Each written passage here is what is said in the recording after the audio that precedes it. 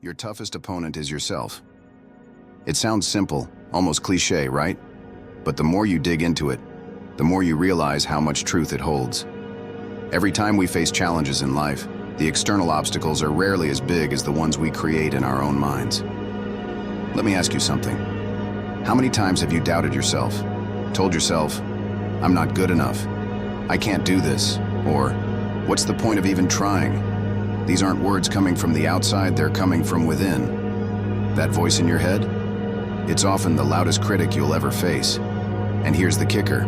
It's also the one you can't run away from. The real battle isn't against the competition, or the deadlines, or even the circumstances you're in. It's against the part of you that says, "Give up." Think about athletes for a second. Sure, they train to outplay their opponents, but the real training is mental. It's about waking up at 5 a.m. when every fiber of their body is screaming, "Stay in bed." It's about pushing through pain, self-doubt, and exhaustion. It's not just physical strength, it's the ability to conquer their inner resistance. And it's not just athletes, right? I'll give you an example. Maybe you're working on a project and the deadline's looming. You're tired, overwhelmed, and that little voice starts saying, "Just take a break, you've done enough." But deep down, you know you haven't. You know there's more you can do. And in that moment, the decision you make determines whether you move forward or stay stuck. We all have these moments, and they show up everywhere. When you're trying to stick to a new habit, when you're aiming for a promotion, or even when you're just trying to make it through a tough day.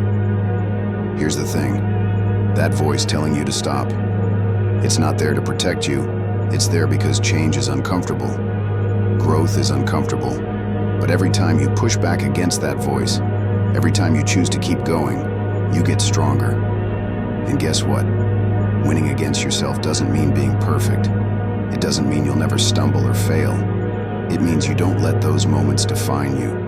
You pick yourself up, learn from it, and keep moving forward. So how do you win this battle? Start by becoming aware of that voice. When it tells you, "You can't," question it, challenge it, replace it with, "What if I can?" Break your goals down into small, manageable steps. Focus on progress, not perfection. Celebrate the little victories because those are the building blocks of big wins. And most importantly, be kind to yourself. You're going to have bad days. You're going to have moments where that inner opponent seems to have the upper hand. That's okay. What matters is that you don't stop fighting. So, the next time you feel like giving up, remember this. Your toughest opponent isn't out there somewhere. It's not the competition, the circumstances, or the challenges you face. It's the part of you that's afraid to fail, afraid to change, or afraid to dream big. But here's the good news, you're stronger than you think. You have what it takes to overcome that voice. The battle is tough, but the victory, it's worth it. Now it's your turn. What's one thing you've been holding back on because of self-doubt? What's one step you can take today to silence that voice? Start small, but start now. Because the only way to win this battle is to face it head on. You've got this.